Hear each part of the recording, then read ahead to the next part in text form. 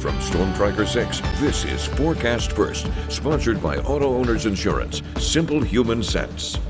It is another afternoon where we have plenty of sunshine across mid-Michigan. Satellite and radar keeping us dry. Just a few fair weather clouds developing across the region this afternoon. Those sunny conditions comes along with temperatures in the upper 60s to low 70s. We're at 70 degrees over in Mason and Charlotte. 72 our current temperature over in Jackson. We stay dry and partly cloudy as we go throughout the rest of our Tuesday afternoon. Temperatures climbing into the mid 70s and will continue to warm as we go throughout the next several days. 6 News at noon starts right now.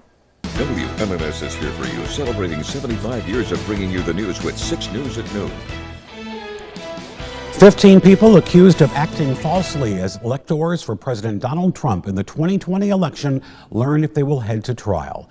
It is our top story. Thank you so much for joining us. I'm Kirk Montgomery. District Court Judge Kristen Simmons made her decision in a hearing just a while ago. Charges were brought by Attorney General Dana Nessel over 2 years ago. Our Karina Prieto was in the court today for this decision. She's joining us now live. Karina, what can you tell us? Yeah, Kirk, I am here outside of Lansing City Hall, which also houses the courthouse, where Judge Kristen Simmons just shortly ago announced that the 15 accused Michiganders will not stand trial and that all of their charges have been dismissed. Now, there were originally 16 people charged with 8 felonies in this case. However, the judge says that one of them was dismissed in exchange for his testimony and cooperation. Attorney General Dana Nessel brought these charges on, claiming that the group had held a covert meeting in December of 2020 and, quote, deliberately attempted to interfere with and overturn the election. After reviewing the situation details, Judge Simmons said there was ultimately not enough evidence to prove the defendant's intent to defraud. Defense attorney Nicholas Somberg says this decision should result in serious consequences against the AG. Quite frankly, this was done to interfere with the 2024 election because these are all Trump's main people from 2020. So she waited 3 years, then charged 15 people with 8 felonies apiece, people that are in their 70s, people that are in their 80s that have health problems that can't even come to court here today, and all counts dismissed. Now, some of the defense attorneys did share with us that they're considering opening a case of malicious prosecution against the Attorney General for what they say was political intimidation. I'll have more information and some reactions for you later on tonight on 6 News, but for now, here for you live in Lansing, Karina Prieto, 6 News. All right, Karina, thank you so much. A gas line was hit during construction on Michigan Avenue in Lansing this morning outside the UM Sparrow Professional Building, forcing the evacuation of that building and the Herbert Herman Cancer Center and Plaza building as well. That's according to a statement on their Facebook page. The gas leak has been repaired and can now be reoccupied. The Post says there may be an odor of gas, but it has now been cleared to safely enter. However, if you have any appointments today, they're still asking that you call to reschedule. Lansing Mayor Andy Schor announcing a deal has been reached between a group of Lansing Fire Department retirees who protested against a significant increase in the health care costs. The health care costs affected 65 Lansing Fire Department retirees who retired between 2014 and 2021 under a contract that required them to pay all costs over the state-mandated hard cap. Now, after discovering the increased costs, Mayor Schor and other administration officials say they worked with the former International Association of Firefighters to negotiate options with the city. City officials tell 6 News in June that the increase was due to a miscalculation by Human Resources. And we're working to learn more today after a pedestrian was hit by a pickup truck in Lansing's Riotown last night. The man was taken to the hospital where he remains in critical condition right now.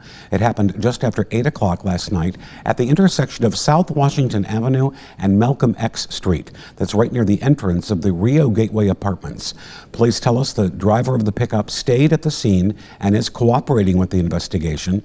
It's not clear yet what caused that crash, but after hitting the man, the truck continued through the parking lot of the apartment complex, damaging several vehicles before finally coming to a stop. Stay with 6 News for any updates on the man's condition and the investigation. The Supreme Court has given the Trump administration clearance to move forward with roving immigration crackdowns. That includes in Chicago, where the government is launching Operation Midway Blitz to round up suspected illegal immigrants. Natalie Brand is here for you now with the very latest from Washington.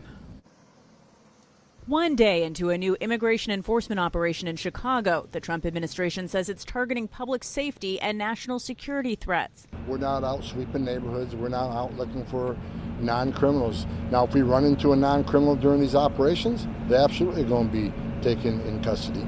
Operation Midway Blitz in Illinois comes as the Supreme Court has temporarily removed limits on what critics call aggressive, unconstitutional immigration roundups based on factors, including a person's apparent ethnicity.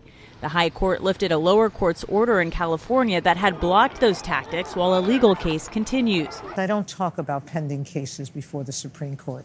We've decided this one issue, but the case is going back down. There will be further proceedings in the court below. Justice Sonia Sotomayor appeared on CBS Mornings. She wrote a scathing dissent calling it a misuse of the emergency docket and saying we should not have to live in a country where the government can seize anyone who looks Latino, speaks Spanish, and appears to work a low-wage job. To community members and leaders who are worried about profiling, what do you say? ICE agents aren't racially profiling. The law says you've got to establish reasonable suspicion to detain and question somebody. And I think the men and women, ICE and Border Patrol, are doing exactly that. And I think the Supreme Court disagreed with us. The Trump administration says it will continue to crack down on sanctuary cities. The mayor of Chicago says the city did not receive advance notice of the enhanced immigration action and remains opposed to any potential militarized enforcement.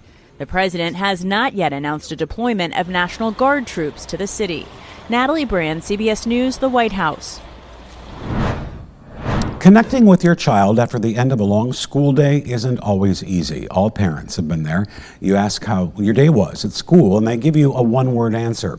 Experts say parents should create a comforting environment to foster communication, and that includes being available and present, investing in their interests, and keeping things positive before diving into questions. 2 questions we like to ask kids is, what was something funny that happened today? Right. So you set the expectation that fun things can also happen in the classroom before you dive into the serious stuff. And then, especially for older kids, asking them about a friend. Not every kid likes to have questions asked about themselves. So when you ask them about a friend, you still get a little insight into their social circle without pressing on them too much. Parenting experts also recommend taking the after-school chat with your child on the go instead of having a serious sit-down, like going for a drive or taking a walk. From Storm Tracker 6, this is Weather First, sponsored by Auto Owners Insurance. Simple human sense. It is another very sunny afternoon across mid-Michigan. Notice on satellite and radar we are dry and mostly sunny across mid-Michigan right now, but there is just a little bit more in the way of cloud cover developing off to our west over Lake Michigan. Some of that cloud cover will begin to filter in as we go throughout the next few hours, but overall we are still anticipating a lot of sunshine as we go throughout the rest of our Tuesday. The sunny and dry conditions we have in the forecast, all thanks to an area of high pressure off to our east. That high pressure system also going to funnel in some above average temperatures as we go throughout the next several days. Now for today, we are topping out in the mid 70s, 76 degrees our forecasted high, which is right at average for this time of year. And then notice we're really starting to warm things up in time for our Wednesday. Temperatures by then climbing into the low 80s. And notice we are going to stay in the 80s for highs as we go throughout the upcoming weekend as well. By Sunday, that average line dipping below our map. The average by then is going to be near 75 degrees. We are not the only ones seeing these above average conditions. Notice the long range temperature outlook from the Climate Prediction Center puts those above normal conditions across most of the United States through at least September 19th. Now Precision Cast shows still a lot of dry time to actually go outside and enjoy some of these lovely temperatures that we have in the forecast. Overall today we will be mostly sunny to partly cloudy conditions remaining in place overnight tonight and as we go throughout our Wednesday as well. By the time we move to Thursday, we break apart that cloud cover across the region. So another day with mostly sunny conditions in the forecast by then. And you guessed it, Friday going to follow a very similar pattern. It's not until we get into the weekend where those rain chances are really going to begin to spike. A couple of scattered showers going to be possible as we move throughout our Saturday. Can't completely rule out an isolated sprinkle by Sunday, but by then looks like that dry weather will be briefly returning to the forecast. Outside right now looking absolutely beautiful this afternoon, feeling pretty nice as well. Upper 60s here in Lansing. Lansing. Winds currently below that 10 mile per hour, so overall still incredibly calm across the region. We're at 66 degrees over in Grand Ledge. Notice nothing but sunshine on our Jackson camera. Very hard to even pick out any cloud cover across the region, it looks like. Temperatures in Jackson currently at 72 degrees. That comes along with the wind at 10 miles per hour coming out of the south-southeast. Notice more widespread sunshine over in Hillsdale. Temperatures currently sitting in the upper 60s. We make it up to a high of 76 degrees across the area today. Overnight tonight, well, we are going to be warmer. Overnight lows only cooling down into the low 50s thanks to those partly cloudy conditions that we have in the forecast. Over the course of the next 6 days, well, it's going to feel a lot more like summer. Another brief round of those summer-like temperatures moving in. Low 80s Wednesday, Thursday, Friday, Saturday, and as we move into our Sunday as well. Overnight lows over the course of the next several days also in the mid to low 50s. So it looks like that fall-like weather we were treated to last week is a thing of the past for now. Goodbye to false fall. Exactly. That's what we call it. Fake fall, false fall. That's right. Great looking forecast. Thanks, Kendall. All right, still ahead. A so-called birthday book for Jeffrey Epstein's 50th, causing controversy 2 decades later.